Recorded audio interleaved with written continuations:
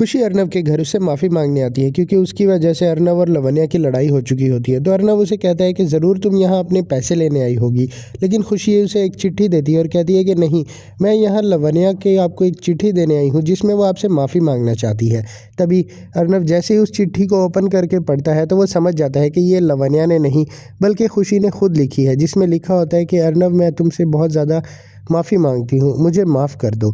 इधर खुशी कहती है कि आपको यकीन करना होगा, ये लवन्या ने ही लिखी है और वो वापस आपके पास आना चाहती है, तो क्यों ना हम दोनों मिलकर जाके लवन्या को वापस ले आएं। लेकिन अर्नव खुशी पर बहुत ज़्यादा गुस्सा होता है और उसके सामने खड़ा होकर समझ जाता है कि ये चिट्ठी कहाँ से आई है और उसके सामने ही वो चिट्ठी फाड़ देता है और खुशी के ऊपर फेंक कर उसे कहता है कि तुम्हें यहाँ से जाना होगा, और खुशी चुपचाप वहाँ से चली जाती है।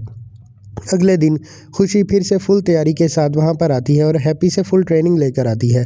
खुशी अर्नव की गाड़ी में से सारा पेट्रोल पाइप के थ्रू निकाल देती है और अपनी एक पिन लेकर उसकी डिग्गी खोलने लगती है। उसे ये तरीका हैप्पी ने ही सिखाया होता है। जैसे ही वो डिग्गी खोलती है तो वो उसके अंदर पकौड़ों का एक डिब्बा रख देती है और कहती है कि अब तो ये पकौड़ों का डिब्बा ये लोग रास्ते में खाएंगे, क्योंकि इसने लवन्या के साथ प्लान बनाया होता है कि वो अर्नव और लवन्या को अकेला समय देगी।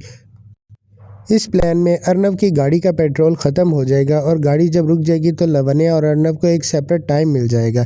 इधर दूसरी तरफ अर्नव लवन्या को अपने घर बुलाता है और उसे कहता है कि तुम्हें मेरे साथ मीटिंग पे जाना होगा, लेकिन लवन्या के चेहरे पर बहुत ही ज़्यादा दाग पड़ चुके होते हैं, जिसकी वजह से अर्नव बहुत ज़्यादा गुस्से होता है और कहते हैं कि तुम अपना ख्याल नहीं रख सकती और एक छोटा सा काम तुम्हें कहा था तुम वो भी नहीं कर सकती, और लवन्या को छोड़कर वहाँ से चला जाता है।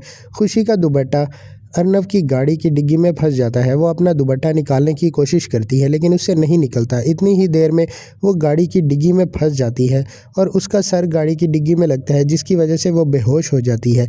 तभी वहाँ पर अर्नव आ जाता है और वो गाड़ी स्टार्ट करने लगता है, लेकिन जब वो देखता है कि पीछे से ट्रंक खुला हुआ है तो वो फ़ौरन से उसे बंद कर देता है और खुशी अंदर ही अंदर लॉक हो जाती है।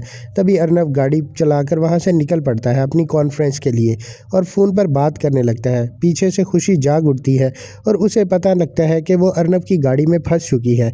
वो ज़ोर ज़ोर से चिल्लाती है और अर्नव और लवन्या को आवाज़ देती है। उसे नहीं पता होता कि लवन्या साथ नहीं आई, लेकिन वो अर्नव को भी आवाज़ देती है, लेकिन अर्नव को ऐसे लगता है जैसे कहीं से कोई आवाज़ आ रही है, लेकिन वो पहचान नहीं पाता और फिर से अपनी कॉल में बिज़ी हो जाता है। थोड़ी ही आगे जाकर खुशी वो जो पकौड़े लेकर आई होती है वही खाने लग जाती है भूख से, और फिर दोबारा अर्नव को आवाज़ें देने लगती है।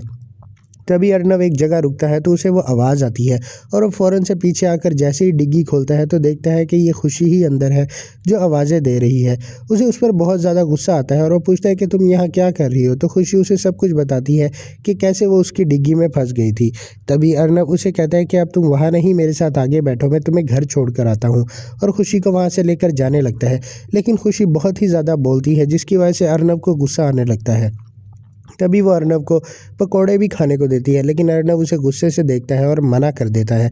इतनी ही देर में गाड़ी का पेट्रोल ख़त्म होने लगता है और गाड़ी एक जगह रुक जाती है। तो अर्नव अब बहुत ज़्यादा परेशान होता है कि आखिर अब मैं क्या करूं। इतनी देर में खुशी भी उसके साथ मिल जाती है और कहती है कि अब हम क्या करेंगे। तो वो अर्नव को कहती है कि हमें दिल्ली वापस जाना चाहिए, आपको मेरे साथ चलना चाहिए। लेकिन अर्नव कहता है कि थोड़ी ही आगे पेट्रोल पंप है, मैं ये गाड़ी को धक्का लगाता हूँ, तुम गाड़ी में बैठो। तो खुशी कहती है कि नहीं, मैं लगाती हूँ, लेकिन अर्नव कहता है कि नहीं, जैसे मैं कह रहा हूँ वैसे करो। तो खुशी गाड़ी में बैठ जाती है और अर्नव गाड़ी को धक्का लगाने लगता है और खुशी बहुत ही ज़्यादा इंजॉय करते हुए गाड़ी चलाने लगती है। लेकिन अर्नव की बिल्कुल बस हो जाती है और थोड़ी देर में ये लोग थक जाते हैं और उन्हें कोई पेट्रोल पंप नज़र नहीं आता। तभी अर्नव खुशी से कहता है कि अब तुम्हारी बारी है, तुम धक्का लगाओ। लेकिन खुशी जब धक्का लगाने लगती है तो उससे गाड़ी हिलती नहीं, बल्कि वो वहीं खड़ी खड़ी ही थक जाती है और अर्नव ये देखकर कहता है कि तुमसे कुछ नहीं हो सकता।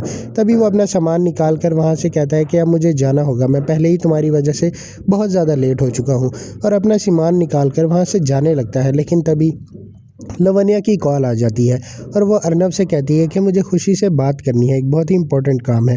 तो अर्नव खुशी से बात कराता है, लेकिन खुशी से उसका माइक सेट नहीं हो रहा होता, तो वो एयरपीस खुद उसके कान में सेट करने लगता है। ये देखकर खुशी एकदम से अर्नव को देखती है और चौंक जाती है, लेकिन फिर लवन्या से बात करने लगती है। तभी लवन्या उसे कहती है कि मुझे नानी ने कहा है कि तुम्हें चिकनकारी का काम करना होगा, लेकिन मुझे तो आती ही नहीं। तो खुशी लवन्या को समझाने लगती है कि कैसे किया जाए, लेकिन फिर वो सोचती है कि ये ये तो कर नहीं पाएगी। तभी उसे अपनी जीजी का ख्याल आता है, तो वो लवन्या से कहती है कि मैं अपनी जीजी को कहती हूँ, वो तुम्हारी हेल्प कर देंगी।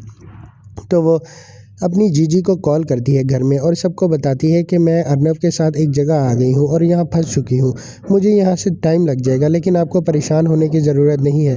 तो जीजी को ऐसा करना चाहिए कि वो लवन्या के पास चली जाए और उसे चिकनकारी का काम सिखा दे। ये बात सुनकर जीजी उसकी मान जाती है और कहती है कि मैं चली जाती हूँ, लेकिन तुम तो अपना ख्याल रखना। तो इस पर खुशी कहती है कि आपको मेरी फ़िक्र करने की ज़रूरत नहीं है, मैं टाइम से घर आ जाऊंगी। और ये कहकर फ़ोन बंद कर देती है। तभी अर्नव और खुशी सोचते हैं कि अब क्यों ना किसी से लिफ्ट ली जाए। तो दोनों लिफ्ट लेने की कोशिश करते हैं और इधर उधर हाथ हिलाकर गाड़ियां रोकने की कोशिश करते हैं। यहाँ तक कि खुशी तो अपने पकोड़े भी ऑफ़र करती है कि अगर मैं पकोड़े दूँ तो हमें लिफ्ट दे दो, लेकिन कोई भी उनकी इस लिफ्ट के लिए नहीं रुकता और वो दोनों अकेले रह जाते हैं। तभी अर्नव अपना बैग फिर से उठाता है और कहता है कि मैं तो यहाँ से जा रहा हूँ, क्योंकि मैं यहाँ ज़्यादा देर और नहीं टिक सकता। खुशी उसे मना करती है और कहती है कि नहीं, हमें दिल्ली जाना होगा, लेकिन उसके पास और कोई चारा नहीं होता।